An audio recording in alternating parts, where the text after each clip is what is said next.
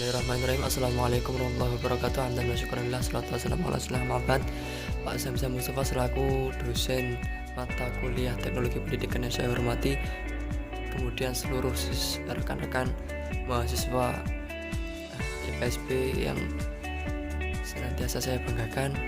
Alhamdulillah pada kesempatan kali ini kita dapat membahas secara tidak langsung. Perkenalkan, saya Teguh Prasetyo Effendi ingin menyampaikan materi mengenai homeschooling. Saya nanti akan dilanjutkan oleh Mbak Umi Widiani. Kami akan membahas tuntas mengenai homeschooling secara singkat 7 menit. Langsung saja untuk pengertian sendiri. Homeschooling sudah jelas, bahasa Inggrisnya sudah kelihatan. Secara etimologis ya, secara pengertian, homeschooling merupakan sekolah alternatif yang menitik beratkan siswa sebagai subjek dan pengajaran dilaksanakan di rumah. Kita satu pengertian. Kenapa homeschooling ini ada? Homeschooling ini bisa dilaksanakan muncul di muka bumi ini karena sejatinya keluarga ini memiliki hak kritis terhadap seluruh keluarganya. Jadi bebas untuk pendidikan anak-anaknya, pendidikan seluruh anggota keluarga ini bebas, mau di homeschooling kan, mau dimasukkan ke sekolah itu terserah keluarganya. Jadi ada hak kritis itu tadi, maka homeschooling bisa dilaksanakan. Kemudian lanjut ke sejarah di dunia untuk homeschooling. Pada tahun 1960 seorang filosof John, di dalam bukunya ada sebuah statement bahwasanya menuntut ilmu itu bebas, bagaimanapun caranya itu bebas, karena di dalam menuntut ilmu harus tidak ada paksaan agar sukses. Ini seperti itu. Lanjut ke di Indonesia sendiri, ada zaman kisanak zaman kerajaan dahulu, ada seorang pendekar sakti.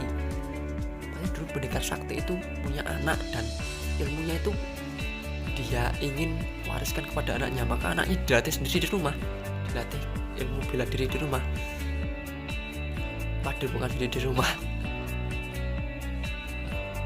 Kemudian lanjut ke dasar hukum, bisa dilihat di PDF, tidak perlu saya jelaskan karena sudah jelas untuk undang-undangnya seperti itu.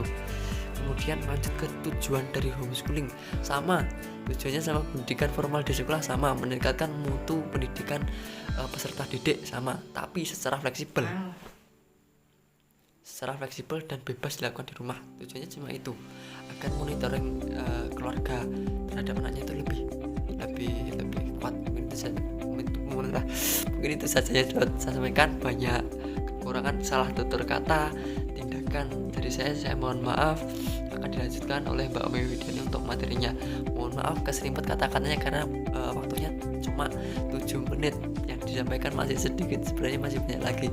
Terima kasih, saya lagi mohon maaf. Assalamualaikum warahmatullahi wabarakatuh.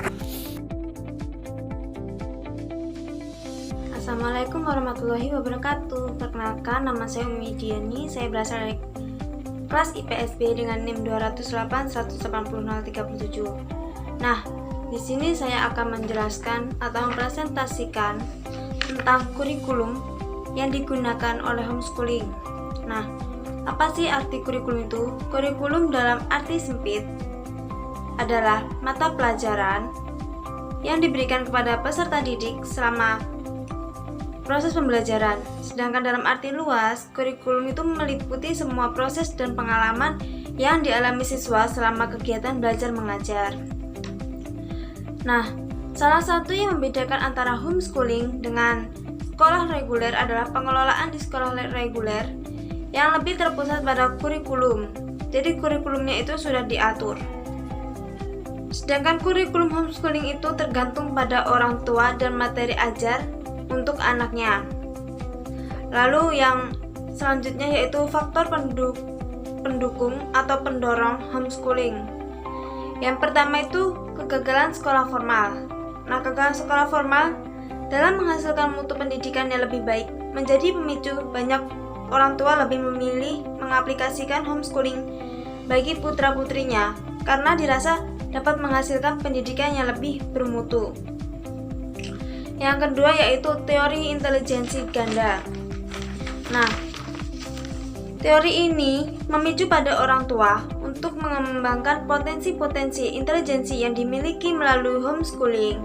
Yang ketiga, sosok homeschooler terkenal seperti Benjamin Franklin, Thomas Alva Edison, Kiai Haji Agus Salim, Ki Hajar Dewantara, dan lain-lain. Lanjut yaitu kelebihan dan kelemahan homeschooling. Yang pertama, kelebihannya seperti anak menjadi subjek belajar.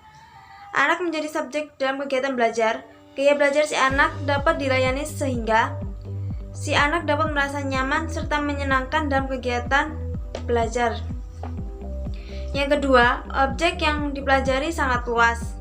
Mereka dapat berkunjung ke berbagai tempat yang dapat menjadi objek pelajaran, seperti persawahan, taman burung, pemandian air panas, kebun binatang, stadion olahraga, dan tempat-tempat lain yang menarik yang dirasa bisa digunakan tempat untuk belajar. Selanjutnya yaitu mendukung belajar secara kontekstual. Nah, homeschooling itu sangat memungkinkan untuk menampung sekaligus mendukung kegiatan belajar yang kontekstual. Nah, lanjutnya yaitu ajang menanamkan cinta belajar. Nah, homeschooling kan berusaha menyadarkan pada orang tua bahwa belajar bisa dilakukan di mana saja termasuk di rumah. Kelemahan homeschooling, yang pertama itu anak-anak yang belajar homeschooling kurang adanya interaksi dengan teman sebaya. Yang kedua, sekolah merupakan tempat belajar yang khas dapat melatih anak untuk bersaing dan mencapai keberhasilan setinggi-tingginya. Yang ketiga, homeschooling itu dapat mengisolasi peserta didik dari kenyataan-kenyataan yang kurang menyenangkan. Yang keempat, yaitu anak mungkin saja menjadi terisolasi dari lingkungan sosial yang kurang menyenangkan sehingga ia kurang siap untuk menghadapi berbagai kesalahan atau ketidakpastian. Yang terakhir adalah perbedaan dari sekolah umum dan sekolah rumah atau homeschooling. Yang pertama dari sistem pendidikan. Nah, sekolah formal itu standarnya sudah ditentukan oleh lembaga sekolah atau Departemen Pendidikan Nasional. Sedangkan homeschooling itu bertujuan kepada kebutuhan anak dan kondisi keluarga untuk mengembangkan potensinya. Yang kedua, fasilitas pembelajaran. Sekolah formal memiliki fasilitas yang lengkap, seperti adanya lab, perpustakaan, terus lapangan olahraga, dan sebagainya. Sedangkan homeschooling itu fasilitasnya cuma ada di rumah, tergantung kelengkapan dari rumah itu sendiri. Lanjutnya yaitu kurikulum. Sekolah formal memiliki kurikulum yang dibilang ketat karena sudah menjadi rancangan dari lembaga sekolah atau dari Departemen Pendidikan Nasional. Sedangkan homeschooling memiliki kurikulum yang fleksibel sehingga dapat disesuaikan dengan bakat dan minat dari anak itu sendiri. Sekian dari saya, Umi Widiani. Bila ada kurang lebihnya saya mohon maaf. Billahi taufiq wal hidayah, waridho wal inayah. Wassalamualaikum warahmatullahi wabarakatuh.